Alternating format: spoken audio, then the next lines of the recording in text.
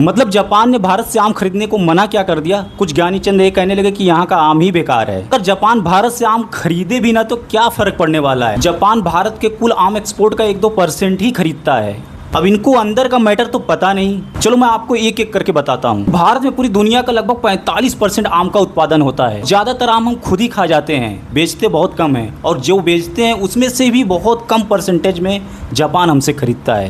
देखो, जापान जैसे देश में अगर आम एक्सपोर्ट करना है तो ऐसे तो होगा नहीं कि पेड़ से तोड़ा और उन्हें बेच दिया। उसके लिए कुछ नियम कानून होता है, कुछ तरीका होता है, और उन्हीं तरीकों में से एक है vapour heat treatment. Vapour heat treatment में क्या है कि आम को एक कमरे में रखा जाता है और उससे एकदम तगड़ा वाला हीट दिया जाता है। यह सब इसलिए होता है कि आम में यदि अगर कोई कीटाणु और बैक्टीरिया है तो उस हीट के दौरान वो मर जाए, उसका लार्वा कोई ना बचे।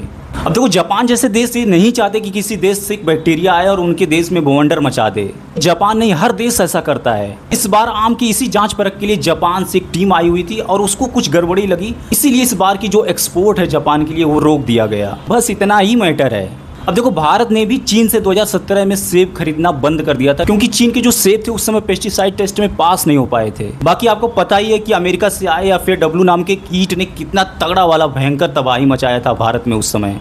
इस बार तो आम हमारे यहाँ दिख भी नहीं रहा और दशहरी आम भी नहीं दिख रहा। बाकी आपको कौन से आम पसंद है कमेंट में आप जरूर बता दो। बाकी ये वीडियो उनको चिपका दो जो आम खाए बिना रह नहीं पाते।